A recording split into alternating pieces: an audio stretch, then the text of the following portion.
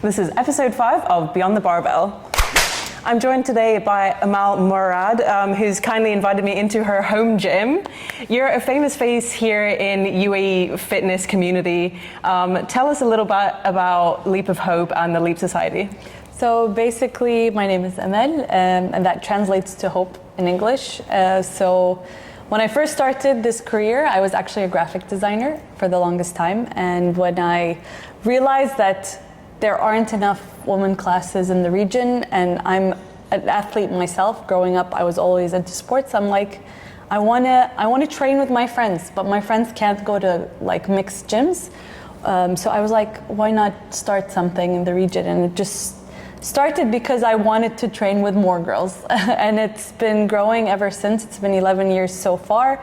And you know, at the beginning, you're like a freelancer, you try to find different gyms, but I wanted to create a safe space, like a closed, intimate setting for girls to train and to also learn skills that they don't usually learn in gyms, like whether it's obstacle course racing, whether it's calisthenics, and you're learning like muscle ups or like spinning on a bar. So it's changing the definition of fitness for women and making them realize like it's so much more than just what your body looks like. Basically. And how did you get from, like you said, you were a graphic designer before, how do you jump from that to parkour, calisthenics, like obstacle course racing? Basically, I graduated from the American University of Sharjah. I got a multimedia design background and bachelor's degree. And then when I started getting certified as a coach, I was still working a full-time job.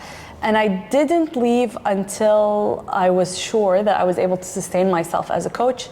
And I needed to make sure like that's what I wanted to do. Like if I quit my job, that's it. That's how I'm going to approach things. But I also always try to tell people like it's not just follow your passion, but it's like if you have a bachelor's degree in something, you can apply it, you can use it, and that's how I created my own branding. I still freelance sometimes. I did my own website, so I'm still utilizing the skills that I have to create content on social media as well. Like I also minored in filmmaking, so it's like finding ways to still use my degree, try to market myself, market the sport, and help people find basically fitness easy to understand through whatever I create online. Basically. You're a proud mother of 2 as well. How do you balance motherhood and running a business like this? There is no balance. I think this is the hardest part that I've come to realize. There are days you're going to sacrifice time with your kids to work, to provide for them, and there are times you're going to sacrifice work to spend time with them. So I think it's just, if you think about balance, there is no such thing. Even if you're a stay-at-home mom, there is no such thing, because you're always going to be finding ways to fill your own cup to be able to give back. So it's just giving yourself that grace and realizing that it's okay not to balance things out, and there are days you get to do one or the other. Where do you see Leap of Hope going in the next 5 years or the next decade even? I'm hoping to grow the community even more. I'm hoping I also give kids classes. So I'm trying to bridge the gap between like if you're a little girl and then you grow up, you're hitting puberty, and after puberty you basically become a teenager, you grow up and you graduate from university, you start or you even get married after university, then you get pregnant. So I'm certified in each phase, and I'm hoping like one, I could reach more people. So I'm also an owner of an application where I help people also find accessible content and programs for them to do at home, but to also like make women realize that they are responsible for creating their own communities as well. Like I'm not the kind who's like, you can only join Leap. No, you are a woman that has so much power, and I think once you change your environment and your way of thinking, the people around you start to also change, and that's what Leap is all about. It's about creating culture, and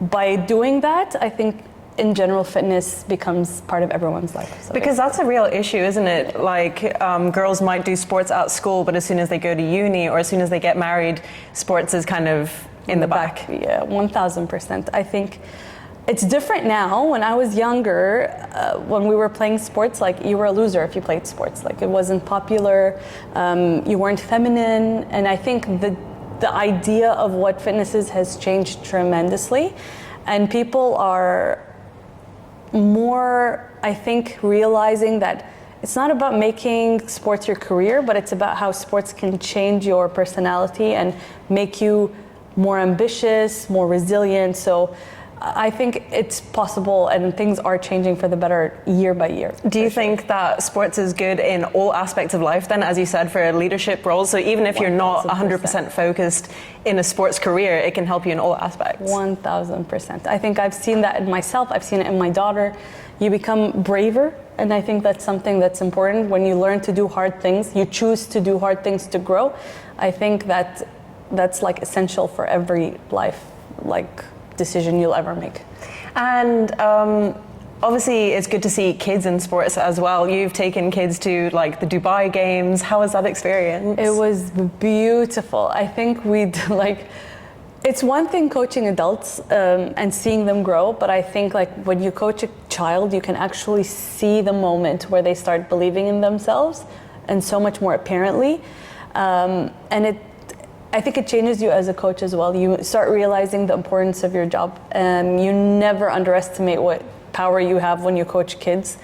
But I think that is the most important job. It's just the next generation are the ones we need to focus on, basically. And tell me a little bit about yourself, because you are a chairwoman of the Obstacle Course Racing Association. So tell me about that and how you got that position. So basically, because I think obstacle course racing is fairly new in the region, and I'm not talking about the competitions like Tough Mudder or Spartan or Arabian Warrior, because this is more like a fun experience, but competitive level obstacle course racing, which is World Obstacle, UIPM, the pentathlon.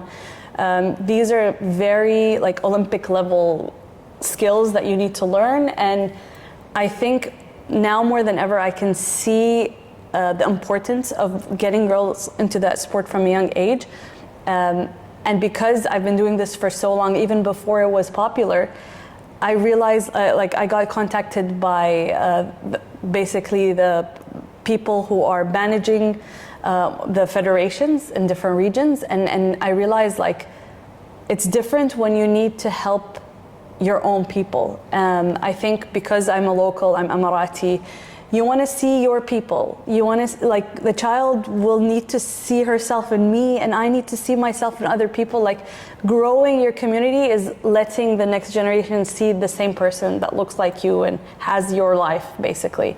So I think it was important to be in this position, because I need to be that person until the next person that's going to come along, to show people it's possible in the region, and that we have different challenges because of where we come from and because of how we're brought up. So being part of that discussion is what's going to make change, and being part of something bigger as well, inshallah, will lead us maybe to the Olympics, hopefully. That would be amazing. I love that. How do you feel being a role model, being someone that kids or people look up to, and you're kind of paving the way for women, kids, and Emirati women to kind of go into obstacle course racing? So much pressure. I think being a role model for my children is the most important part, and also making them realize, although sports is very important, it's not everything. Being someone who started basically got back to her athletic career in my early 20s, I realized I started going to less social gatherings because I was so focused on sports. There's a lot of family events that I've missed because of sports. So I think it's important to distinguish between taking sport as a hobby, but also taking sport as a career, because they both have different challenges. And I think it's my responsibility to also make it clear to someone, if you want to take this full time, it might take a big chunk of your life and it needs a lot more discipline than someone who just wants a hobby.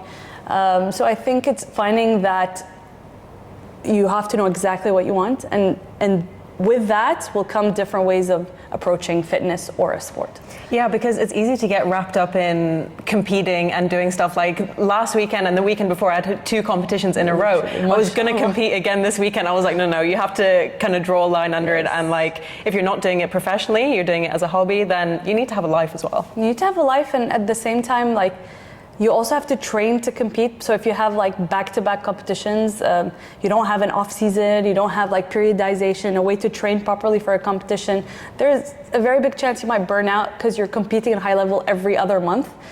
So I think if you have a competition you have in mind, like be very mindful on how to approach it. You're going to have months of like working on strength.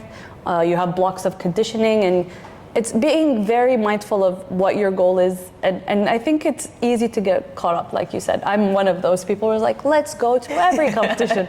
And I think it's important to be like, it's okay if you don't compete in every competition. Would you ever have to deal with burnout? And if so, like, how do you deal with that? Every day. Basically, I think it's hard because burnout, there's actually like a clinical term where you burn out, but burnout is also something that people struggle with in different ways. So there's a burnout where you're doing something that doesn't align with your values, and there's burnout where you need to make money, but you don't necessarily agree with how you're making money. So it's like, do I need to coach 1,000 classes per week so that I can sustain this life? Or do I need to be more mindful on how I'm approaching each session, and am I spending enough time with my kids? There's always that constant, like, I need to make money, but I also want to spend time with my kids, and I need to make sure that I'm, seeing my friends. Like, being a mom, I see my friends maybe once every 3 months or something. Like, the people in my community are the sports community because I work in this field, but like, it's definitely hard to keep up. Yeah. Definitely hard to keep up. What advice would you give to somebody who is trying to come into obstacle course racing? Because it's such a growing sport in the UAE. Like you said, we have Spartan and all those kind of races. But how would you get somebody to kind of get into obstacle course racing? So we are running classes in a program called the Strength and Obstacle Program. What I ended up doing, so you start testing different programs with different people, and what I ended up doing is that in our program we have 2 strength days and 1 skill day.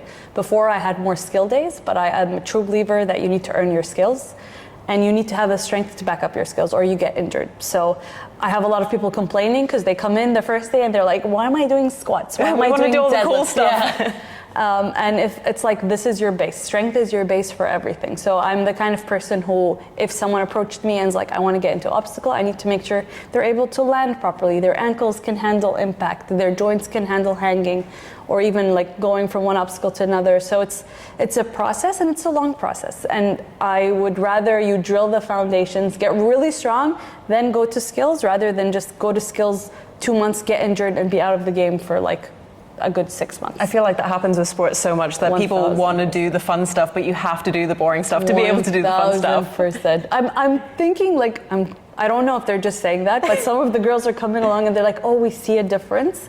And they automatically get better in the skill day. Like, if you think you're gonna get skills, okay, you might get 1 or 2 skills without strength, but then what? Like, you're stuck. You won't be able to progress. You're gonna get frustrated, and that's not the way we want it to go. How did you find out that you were good at obstacle course racing? Or you just started swinging off bars? I was not good at all this. I was actually like the weakest in the class.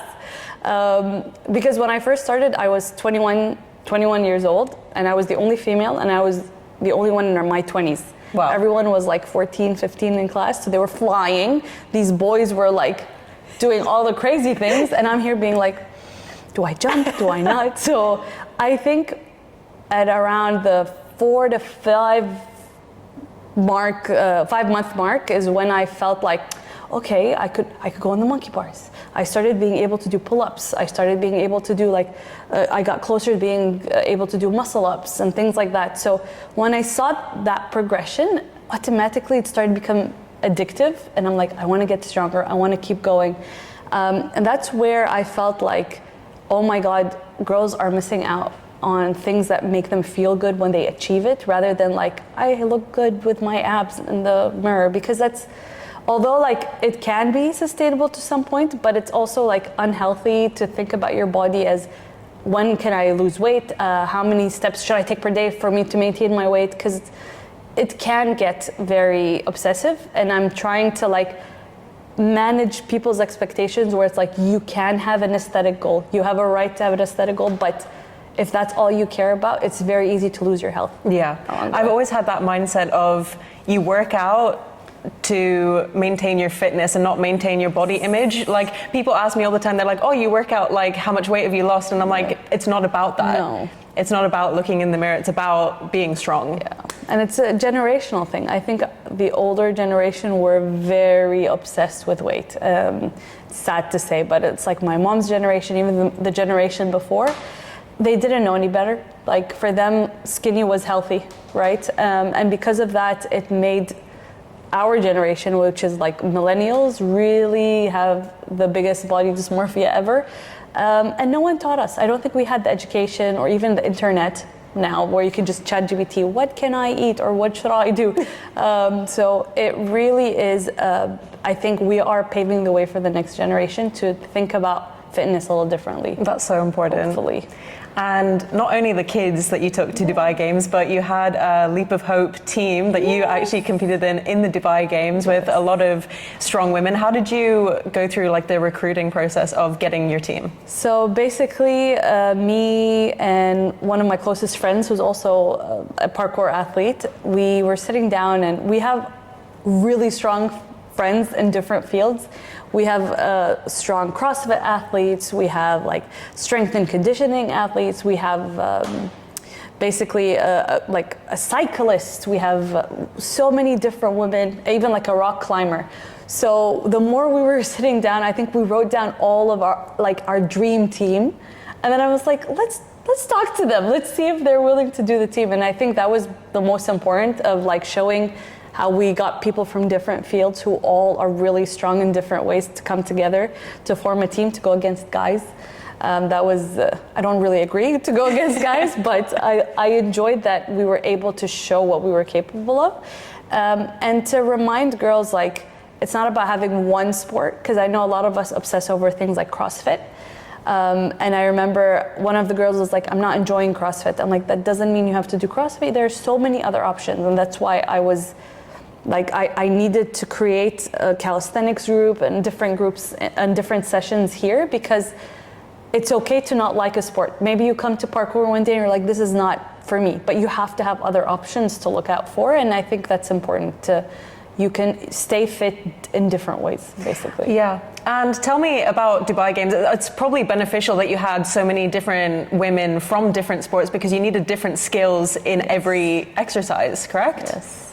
So basically, we had the two like engines of the team. So we have like, they're so strong and they have so much endurance.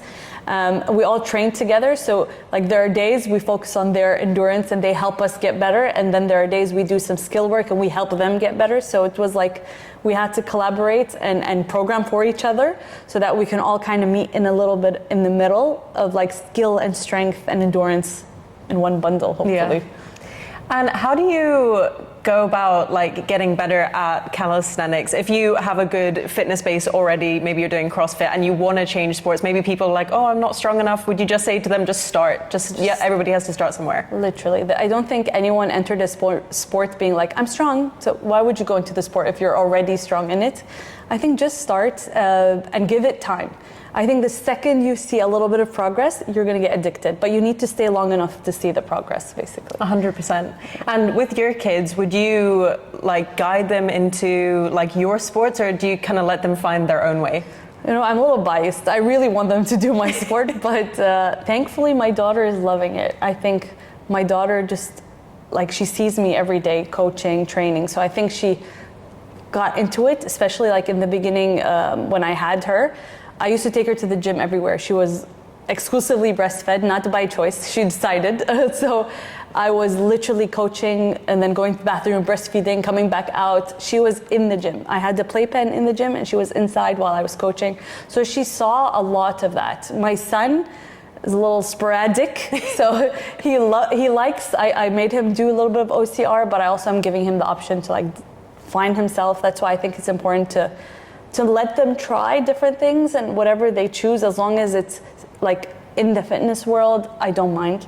But again, it needs to come back to like, even though you're into football or you're into even OCR, whatever it is, like you have to have strength as a base, like for me, it's important to teach kids how to carry, how to squat properly, because the second they aren't taught that and they get a little older, you can see how they compensate very easily. Like I have teenagers that come to class, I'm like, they've never done a cartwheel in their life. They've never done a squat properly in their life. And these compensations can create bad habits or even bad posture. And so I think there has to be strength regardless of what sports they choose. Basically. Do you think it's important for kids to see from a young age their parents being active as well? Being, like you said, your daughter was in the gym with you. She was seeing all the things that you were doing. Do you think that really influences kids? 1,000,000%. I even had a mom very recently contact me, God bless her, and she's like, Amal, my child is like, she's hitting puberty, she's a girl, and I feel like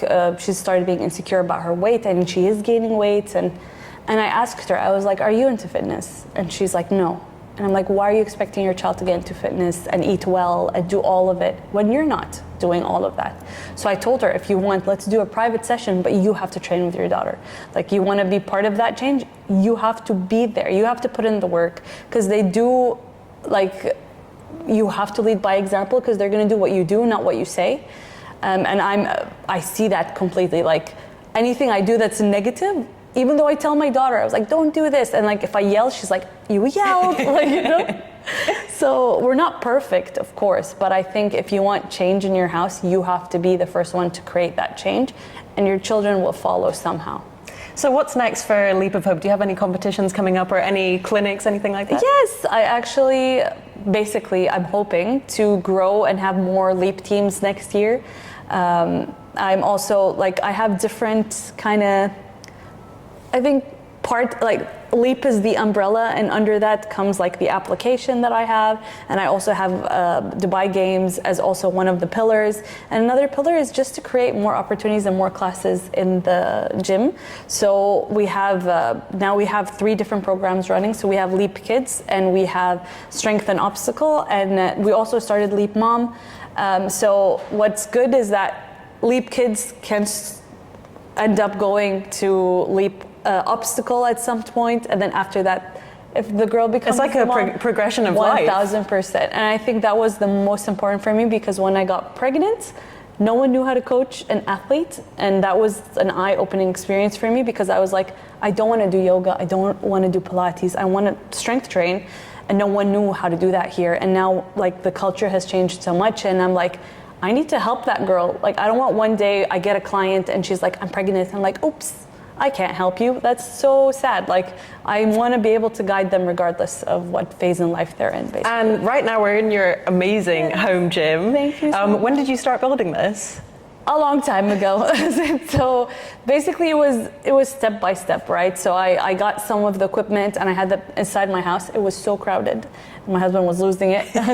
So it's like I had a rower in front of the TV.